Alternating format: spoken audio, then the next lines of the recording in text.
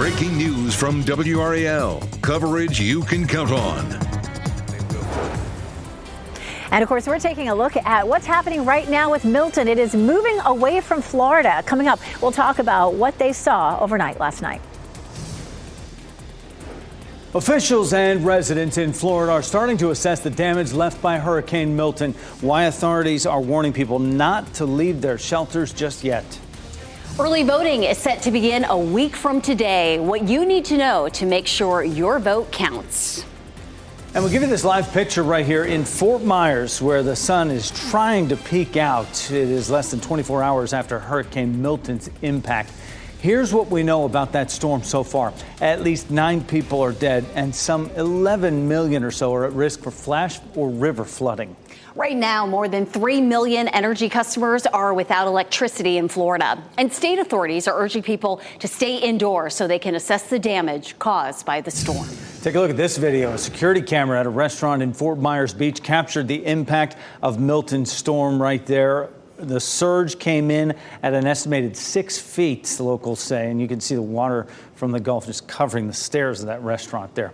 Good afternoon to you. I'm Jeff Hogan. And I'm Renee Chu. Thanks for joining us. Hurricane Milton has moved out to sea after causing major flooding and wind damage to parts of Florida.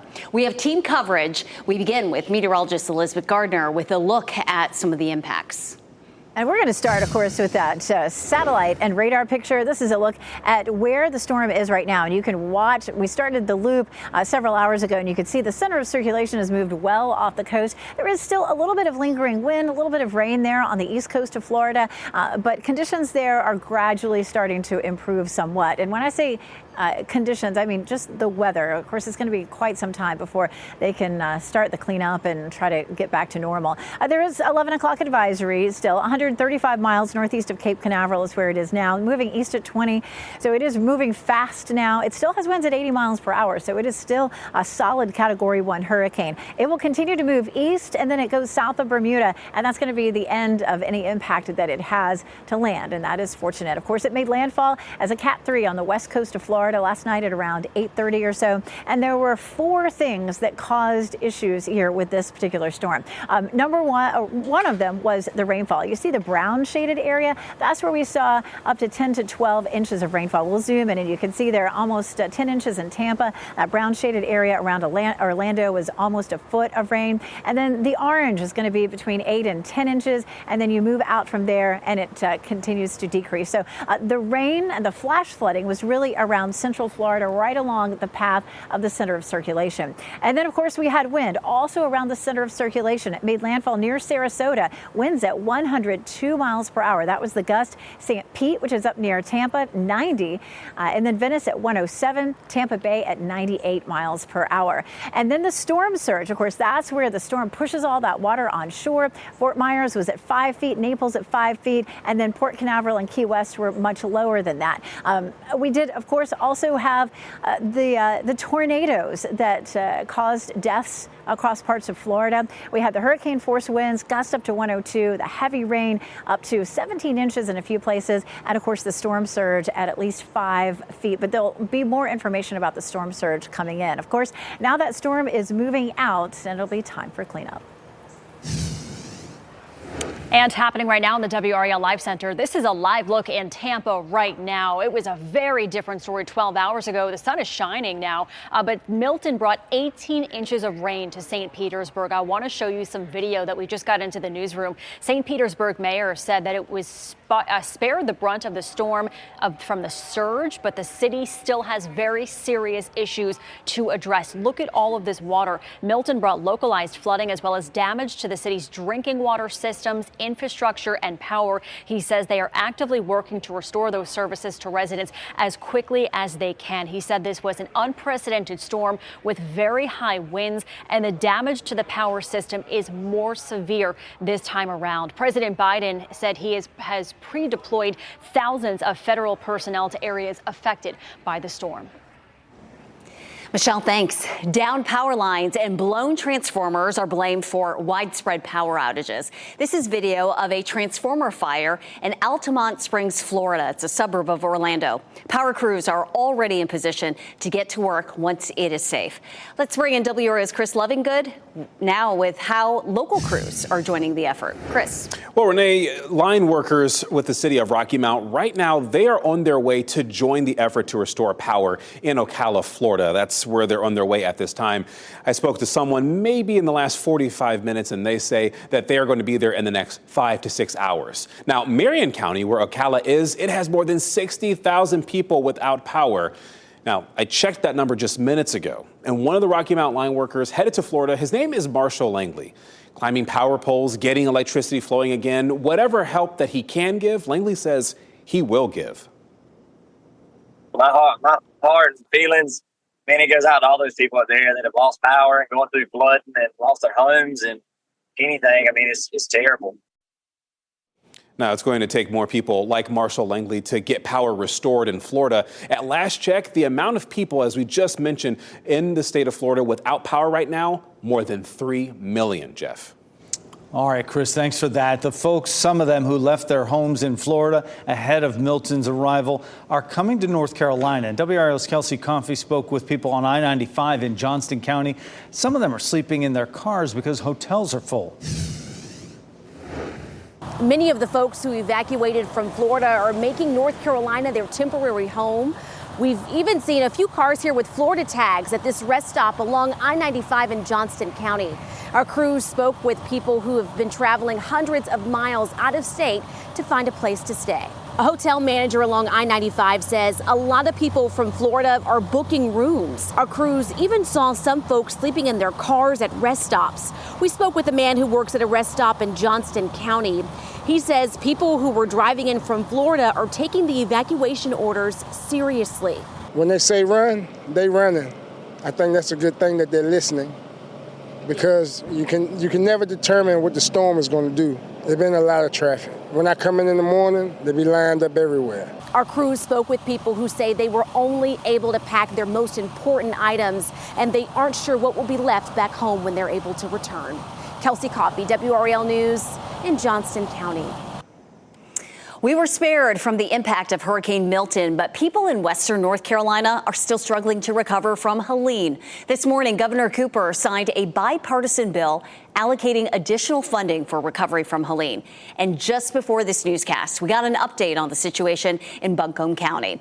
WRAL's Noah Klein listened in on that news conference. And Noah, we also understand that classes will resume for some students as early as next week. Renee, it's a key update, and we received multiple this morning, and we want to put you this screen up right now. We're talking about multiple different schools. Classes, they're going to start back up at App State on October 16th. UNC Asheville, meanwhile, starting virtual classes on the 28th, staying virtual for the rest of the semester. Lees McRae staying virtual for now. It's not clear exactly when that school is going to reopen. Western Carolina will start again on the 21st. Warren Wilson College in Swannanoa is set to announce plans today. We'll let you know when we find out exactly what they're going to do. And a quick update here on roads in that area. Pictures from the DOT show crews from Charlotte working in Swannanoa. This is on Old Bee Tree Road and Bull Creek Road in Buncombe County. They're trying to get some temporary bridges up there. You see them so that people can just get where they need to go. Some more updates and some good news coming out of Asheville. Crews were able to connect a key bypass line to the water system. That essentially means the North Fork water treatment plant is reconnected to the bigger system. This is a significant milestone in our ability to begin the process of restoring water. We'll continue to keep you updated here. The county also put out a reminder saying that some people are going around saying they're with FEMA. A key indicator there is make sure that they're wearing the key symbol, the badge number for FEMA. That's how you know they're legit, and watch out for scams. No, thanks for that. Tomorrow is the deadline to turn in your voter registration form for the upcoming election. WRAL Capitol Bureau Chief Laura Leslie is live at the Southeast Raleigh YMCA, which is one of Wake County's early voting sites. Laura. The southeastern Raleigh voting site here is a voting site for only the second time this year. Wake County has 22 early voting sites this year. That is a record. As you can see around me, they are getting this set up for the start of early voting next week. Now, after months of political ads and campaign visits, the election is finally just around the corner. Tomorrow at 5 p.m. is the deadline to send in your voter registration form for this election or to make changes to your registration if you've moved. Wake County Elections Director Olivia McCall says if you're registering by mail, it needs to be postmarked by tomorrow. So if you do miss that voter registration deadline, your next opportunity to do a same-day registration would be at an early voting site. And we have 22 available early voting sites in Wake County. These are the dates that you're going to want to keep in mind this election. The registration deadline is tomorrow. Early voting, which includes same-day registration, starts on October 17th and runs through the Saturday before the election. That's November 2nd. And then Election Day itself is November 5th. Now, a couple other things you're going to want to remember. Number one, you're going to need a photo ID. First off, I should say you can't use same-day registration on Election Day, so you can only do that during early voting. And also, the photo ID. This is the first election a lot of people will vote in where they're going to be required to have a photo voter ID. For most people, that'll be a driver's license or a passport. You can find a long list of acceptable IDs online at readytovote.com. Laura Leslie, WRAL News, Raleigh. Speaking of voting, next at noon, from a civic duty to a requirement, how the U.S. is looking into data from other countries who force people to vote. Also, incredible waves captured on video created by Hurricane Milton in the Gulf of Mexico. How high they got before crashing into Florida. Plus, more help is on the way to western North Carolina. The latest effort coming from the NCDOT at 12:30. How state transportation crews will be focusing on highway repairs. Keep watching WRAL News over the air Channel 34 and Spectrum Channel 1257.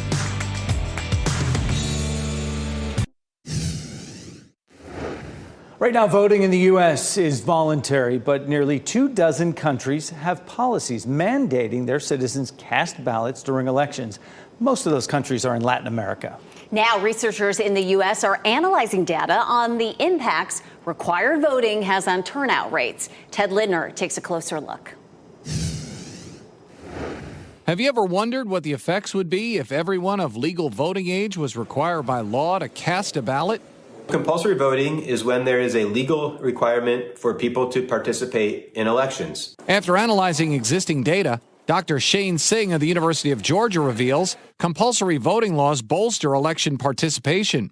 This is the case even if there aren't punishments for those who decline to get involved. Enforced compulsory voting increases turnout by as much as 15 to 20 percentage points. Unenforced compulsory voting, that is where non-voters are unlikely to have some sort of penalty for not voting, increases turnout by as much as 10 percentage points. Dr. Singh says there's roughly 25 countries with these types of laws, outlining some of their various enforcement strategies.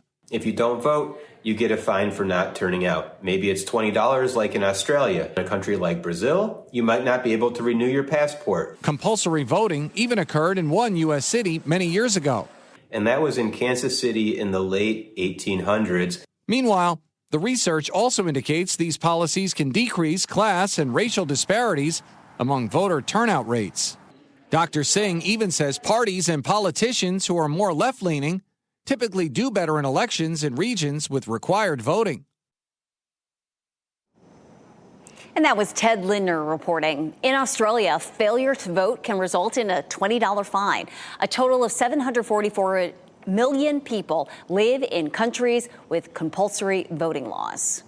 Republican vice presidential candidate J.D. Vance will host a town hall in Greensboro tonight. Vance will speak with voters at the Corey Convention Center at 6 p.m. Doors open at 4. Kamala Harris's running mate Tim Walz is in Arizona, where he's expected to hold a rally tonight. VP Harris herself is coming back to North Carolina this weekend. She's holding a campaign rally in Greenville Sunday from noon to 4 p.m. The location for that has not been announced yet. And happening right now in the WRAL Live Center, some really sad news to share. We have just learned that Ethel Kennedy has died. She was 96 years old. Her grandson, Joe Kennedy III, posted to X saying that it is with our hearts full of love that we announce the passing of our amazing grandmother, Ethel Kennedy. She died this morning from complications related to a stroke that she suffered last week. Along with a lifetime work in social justice and human rights, our mother leaves behind 9 children, 34 grandchildren, and 24 great-grandchildren. Back to our coverage of Hurricane Milton, where NOAA captured video of huge waves in the Gulf of Mexico before yesterday's landfall near Siesta Key, Florida, as a Cat 3 storm. Milton created waves more than 28 feet in height, along with powerful wind gusts. It was the 3rd fastest intensifying Atlantic storm on record.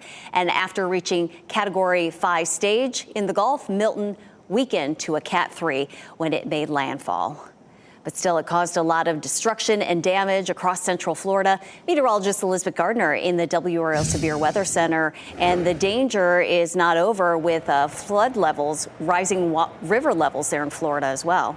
Yeah, we see that here, too. We have a tropical system come in, and we see that heavy rain across their area, and then it all funnels into the rivers, and then the rivers begin to rise. So that's exactly what they're going to end up seeing, too. Unfortunately, we are seeing the end of the system itself, and you can see it moving offshore. You can see the center of circulation. It's about 150 miles offshore of Florida, and it's a really big system, so you can still see a little bit of rainfall there on the east coast of Florida, and they are still dealing with some breezy conditions. But gradually, as we get through the day, the weather conditions will improve slowly. It's moving to the northeast at 20 miles per hour, so it's moving fast. It still has 80-mile-per-hour winds, so it is. It's just really held its strength, unfortunately, even as it moved all the way across Florida. A lot of times when these systems move across land, the friction causes them to slow down, and it did. But it was just such a huge system with such strong winds that it's just taken a long time. Again, it will end up south of Bermuda as we get through the end of the week, just as a tropical storm. No issues for anyone else as the storm continues to head off to the east. And we took a look at the rainfall earlier. The rainfall was heaviest really right along the path of the center of circulation, and we saw anywhere from a foot of rain and higher from Tampa over toward Orlando. If you look down to the south toward Cape Coral, the rainfall totals there were lower, 2 to 3 inches, but that's where we ended up seeing all of the storm surge, and that's of course where the storm pushes all that water ahead of it, and it runs up on the beaches and inland and causes so much trouble. We're still seeing some breezy conditions on the north side of the storm, and that's affecting folks in South Carolina and Georgia. There we're looking at winds anywhere from 30 to almost 50 miles per hour still as that storm continues to move away off the coast of Florida. We take a look at some other wind gusts. We talked about some at the beginning of the newscast. We've got a few more numbers for you. At St. Pete at 101, and that, of course, is up near Tampa. Tampa International Airport at 83 miles per hour. Palm Harbor, 87 miles per hour. So just a lot of really strong wind, a lot of damage, and it's going to take some time for people to get in there for it to be safe enough for people to really see some of the damage. You may have noticed, of course, out here you can see some of the flowers behind me starting to move a little bit in the breeze. Our wind is coming out of the north today at around 15 to 20 miles per hour steady, and we're gusting now 25 to 30. Models had us more at around 20, 25, so that's what we got here, but we're seeing some steady winds up to 20 and gusting to 30 right now, so it will be breezy through the afternoon. This is a live look at the gardens behind me, and you can see the trees moving around a little bit there in the breeze. It feels great out here. Our dew point is at 40. That is low, low, low. Very, very comfortable. 65 degrees is our temperature. So a true fall feel to the day today. Our high only makes it into the upper 60s this afternoon in Durham and Raleigh, and 72 in Fayetteville. Turning even cooler tonight. We walked out the door this morning to temperatures in the 50s, and it will be almost 10 degrees cooler than that this morning. 40 in Roxborough, 45 in the Triangle, 45 in Fayetteville. The last time we hit 45 was way back on April 23rd. So we haven't seen temperatures like this in months and months. Football Friday should be fantastic tomorrow. Just like today, we're going to see plenty of sunshine. May not be quite as breezy. Temperatures will be in the 60s, so you'll have to pull out your favorite school sweater. We're a little bit warmer over the weekend, 78 on Saturday and 80 degrees on Sunday. And then we get the push of some of the coldest air that we've seen so far this season by the middle of next week. We'll take a closer look at that coming up. Elizabeth, thanks. Well, coming up on WRAL News at 4, donations are needed urgently, but a bottleneck can be bad. Why coordinating a timeline for the distribution of supplies to Western North Carolina is so important, especially in the days and weeks ahead. Then at 6 p.m., only on WRAL, an interview with UNC's Chancellor Lee Roberts, who will be formally installed tomorrow. We ask him about tuition and affordability, expanding enrollment, and his vision for UNC. Millions of Social Security recipients will soon see a cost of living boost in their government checks. We'll tell you how much the average senior will see when we come back.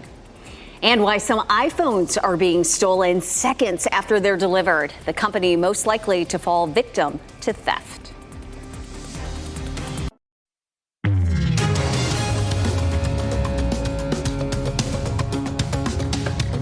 Verizon is currently waiving some fees for customers in Florida most impacted by Hurricane Milton. This includes domestic call, text, and data usage for postpaid consumers and Verizon small business customers. The offer covers usage between October 9th and October 23rd. No action is needed to take advantage of this. More than 70 million Social Security recipients will learn today how big a cost of living increase they will add to their benefits next year.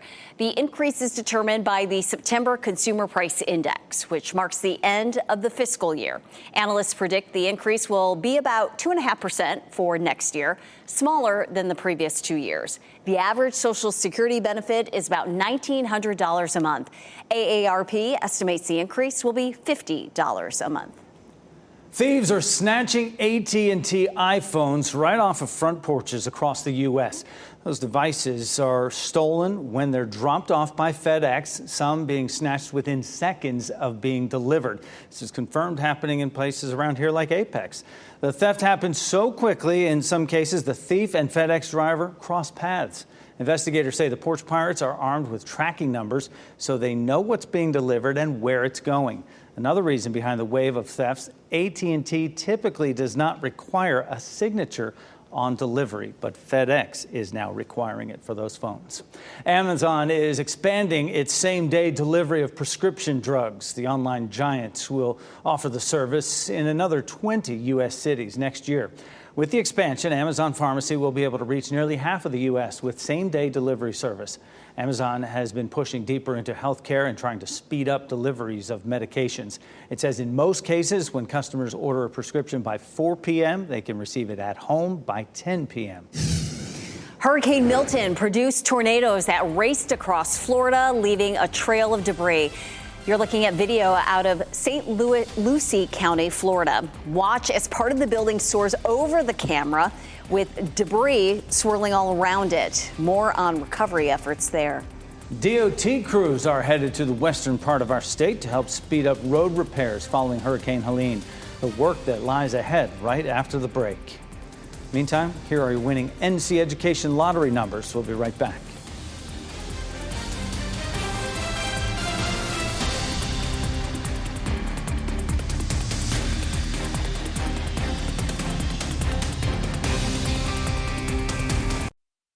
Now, breaking news from WRAL. Coverage you can count on. We are following the latest developments in the aftermath of Hurricane Milton. The Cat 3 storm, when it made landfall, is blamed for at least 9 deaths and millions of power outages. Take a look at this video as the storm approached DeLand, Florida yesterday. That's southwest of Daytona Beach. Oh, look at that tree come down right there. A police officer was behind a car when dash cam video captured that moment that tree crashed down onto the vehicle. The driver is okay, but officers say this video points out the dangers posed by Hurricane Milton. Our coverage continues this half hour with meteorologist Elizabeth Gardner and Milton pushed out to sea. Yes, fortunately, it has moved off, and as we start to see clearing, people will be able to get out and do an assessment of how much damage there was. You know, a lot of these places, like you say, with trees down, there's a lot of damage, debris around, so it's just going to take some time to get a real good sense of exactly what's happening there. But we do know, weather-wise, that the center of circulation has moved well offshore. It's about 150 miles offshore right now, but remember, the extent of this was hundreds of miles, so we are still seeing just a little bit of rain there on the west coast, on the east coast of Florida, and there is still some wind. And the wind actually stretches up the coast. As a matter of fact, you see those wind streams really, from Raleigh all the way south toward Jacksonville and Orlando. So we're kind of getting into a little bit of that wind here ourselves. We're seeing some gusts right now to 30 miles per hour. Nothing that's going to cause any problems, but it is a little breezy. And we take a look at the rainfall. The rainfall right along the path of the storm was anywhere from around 8 to as much as 15 inches. And so we're going to see some river flooding potentially from that. Of course, we also had windy conditions, especially right near the center of circulation. Sarasota, where we had landfall very close to Sarasota, 102 mile per hour wind gusts. Venice, 107. Punta Gorda. These are towns that are a little farther south, 79, and back up to Tampa Bay, 98. Now, Tampa Bay was really fortunate. Tampa Bay did not end up seeing the storm surge because it came ashore a little farther south. So it didn't have the same push of water coming in. As a matter of fact, the wind was coming from the opposite direction, and instead, Tampa Bay actually dried out a little bit. So they were in good shape, except for the wind, of course, and the rain. Fort Myers saw a preliminary storm surge of over 5 feet. Same thing, Naples. But again, a lot of those numbers are preliminary because people have to get in and take a look and see exactly what happened. Also, remember at the beginning of the storm coming on shore, so many reports of tornadoes, 130 tornado warnings and 43 reports of tornado damage. So much to clean up from out of this storm. As it moves away, we're continuing to see some nice weather. We'll talk about some really cool temperatures headed our way. And happening right now in the WRAL Live Center, Elizabeth just mentioned Fort Myers. And right now we are seeing some new video into the newsroom of some tornado damage from yesterday ahead of Milton. This is brand new video. You can see this community here suffered a lot of damage. Dozens of tornadoes touched down across the state yesterday ahead of Milton. We've also learned that the bridge to get to Fort Myers Beach has just reopened. That reopened at noon. I used to live in Fort Myers. I still get notifications from my Ring app, and I also just got the notification that power has been restored to downtown Fort Myers. So things are slowly coming back together, but this is going to be a long recovery process. Help is on the way for people in western North Carolina as work to repair the major highways damaged by Helene begins. And WRAL's Nick Perlin reports the DOT is sending crews to help get those roads back open as soon as possible. The effects of Hurricane Helene are still being felt right now in western North Carolina. That's why crews with NCDOT are headed out west to help those who are still suffering from the damage left behind. At 7 this morning, crews with the NCDOT 2nd Division headed west with the goal of fixing roads that are still covered with debris and in some cases completely washed away. This includes some portions of I-40. Now, they will be heading specifically to Henderson and Haywood counties where maintenance crews have been busy cleaning up since the storm hit.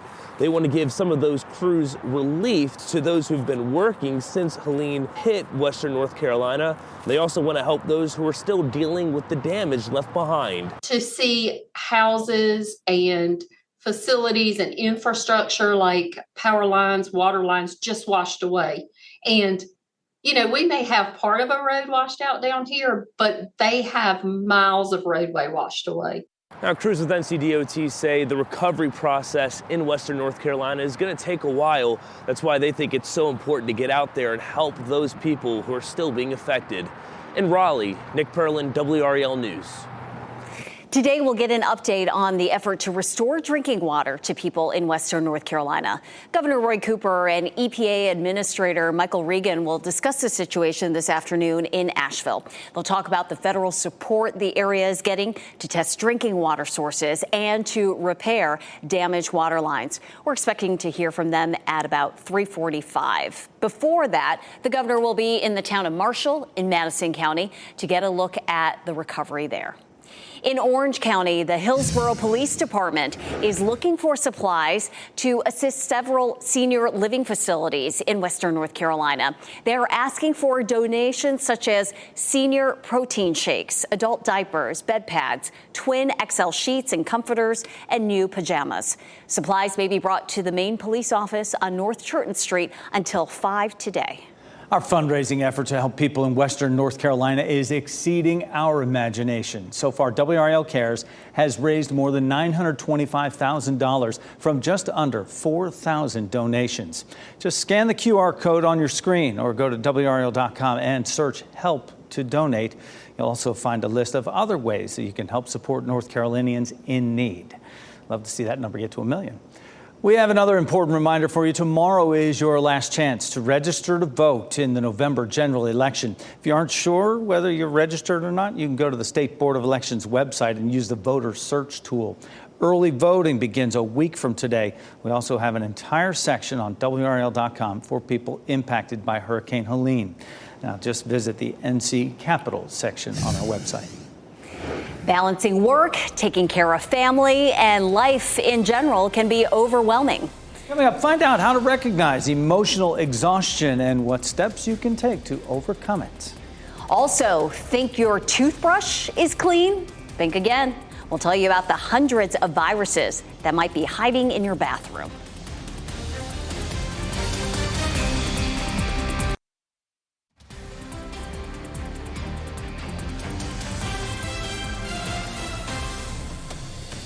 Well, finally, this noon, we get a chance to show you a coast that is not being angry and ornery. This is the Carolina Beach coast right here as you watch WRAL News, available on Spectrum and the WRAL app on your TV or streaming device. Clouds still hanging around, though. Being an adult isn't always easy. It may be overwhelming for some. Many people struggle to balance being a caregiver, working a high-pressure job, or grieving a loss. Emotional exhaustion is when your feelings become overwhelming, and experts say it's important to stay aware of those feelings. See if it's actually the reality or something you were just conditioned to believe early on and have never stopped to re-examine. Experts recommend you find a method for managing stress. It can include apps or books, journaling, or going to group sessions or therapy.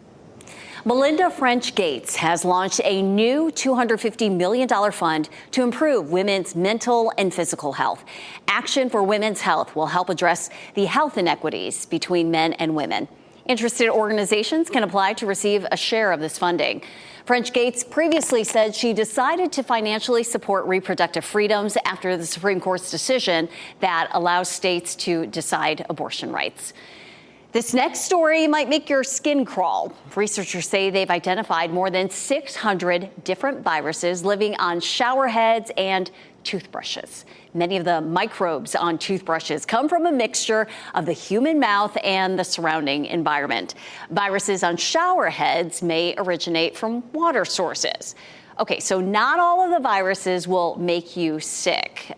They actually attack bacteria, are in clinical trials to create new drugs to treat antibiotic-resistant bacteria. Yeesh. What would you do if you learned your child didn't have a permanent teacher in the classroom for months? Our viewers called Keely, and coming up, she'll preview a special joint investigation you'll see only on WRAL. And Hurricane Milton now churning in the Atlantic Ocean after battering Florida. Meteorologist Elizabeth Gardner returns with a look at where the storm is headed now and what our weekend looks like.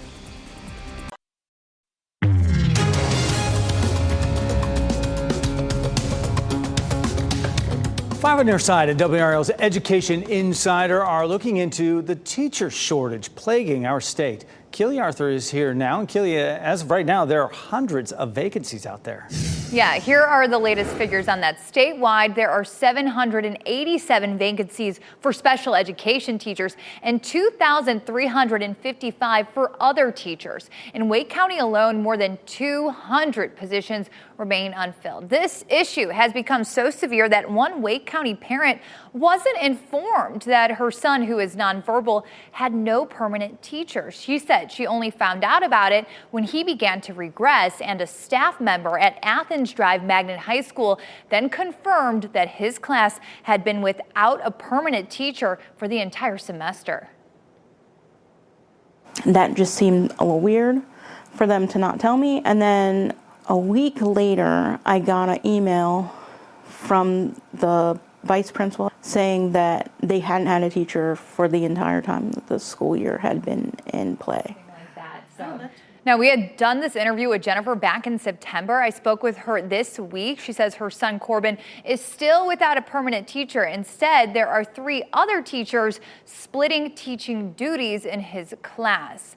Now, this issue extends far beyond one family. Tonight at 6:15, we're going to explore the reasons behind the shortage and the efforts local districts are making to attract new workers. Kelly, thank you.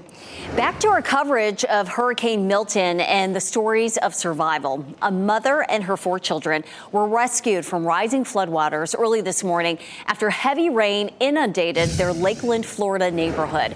The woman's house was supposed to be in one of the safer areas, but when the water began to rise, she knew they were in trouble. She and her children sat on an oven and a counter to avoid the rising water. They were able to make it to a neighbor's house where she flagged down a news crew from the NBC affiliate.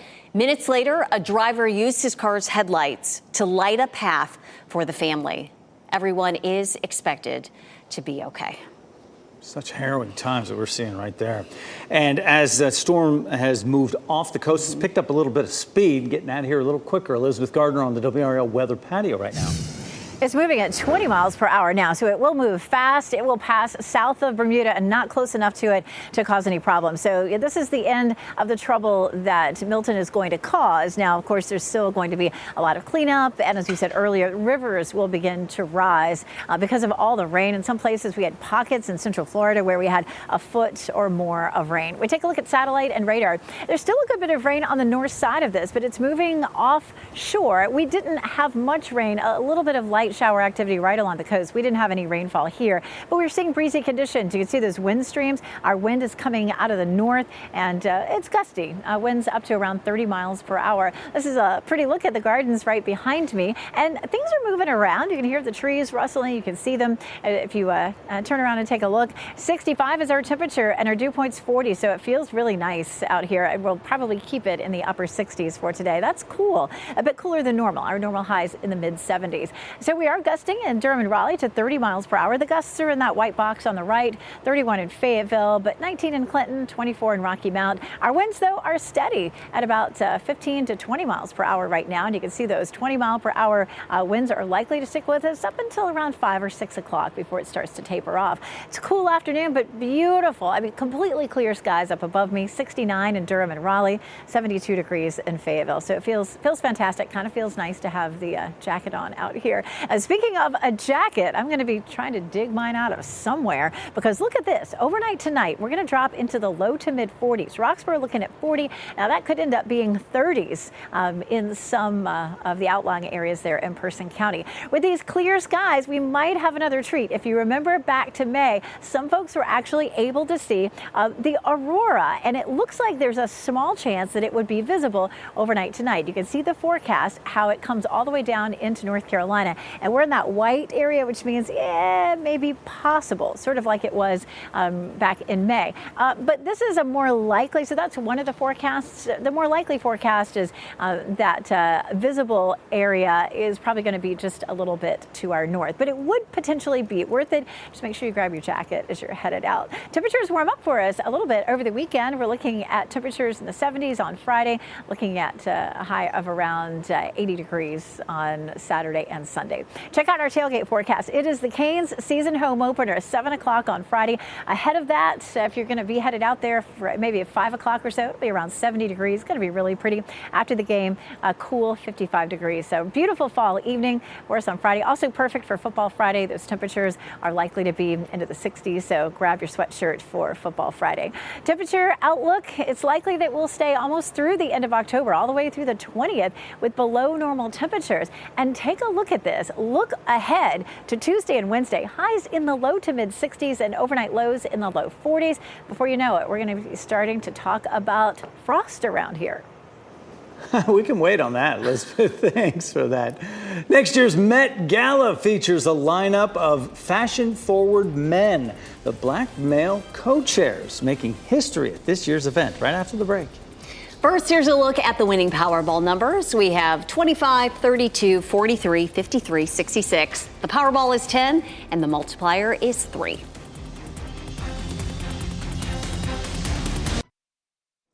We'll wrap things up with a look at a few of the headlines we are following for you today. Utility crews from Rocky Mount are making their way to Florida right now. They will work to restore power to the millions without it. Some of the same workers just returned from Western North Carolina, where they were doing similar restoration work. Just a short time ago, we got an update on the situation in Buncombe County after Helene. Classes will start back up at App State October 16th.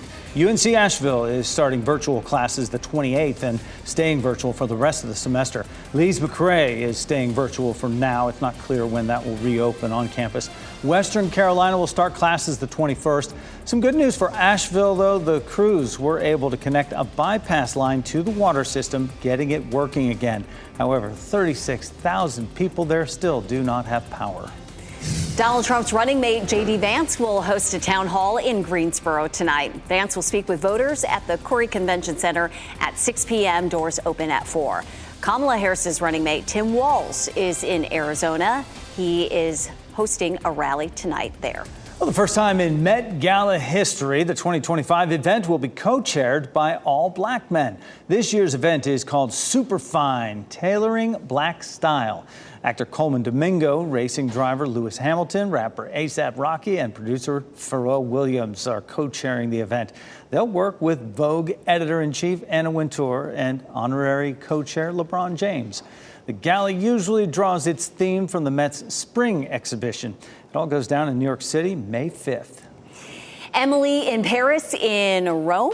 French President Emmanuel Macron says the country will fight hard to keep the hit Netflix show in Paris.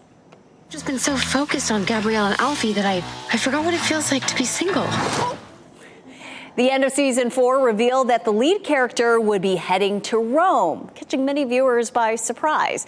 Macron's wife even made a cameo last season. In an interview with Variety, the French president said Emily in Paris in Rome just doesn't make sense. Although the show ranks among Netflix's most watched shows, some French viewers do criticize it for leaning into Parisian cliches and avoiding issues like homelessness in the city. His wife's in it. How could he hate it? Our pet of the day comes to us from the SPCA of Wake County. Chester, right here, is a 2-year-old neutered male dog, weighs 53 pounds. He's happy, bouncy young dog, loves life and everyone he meets. This social butterfly is quick to give a happy hello to guests and friends, making your home a bright, warm place. Chester loves playing outside and running around the yard. He likes other dogs and would probably enjoy having a dog sibling or two. For more information about Chester, you can visit spcawake.org. Coming up on WRAL News at 4, this is World Mental Health Day. We'll take a close look at the emotional toll Helene is taking on survivors in Western North Carolina, and we'll also share information about the health resources that's available.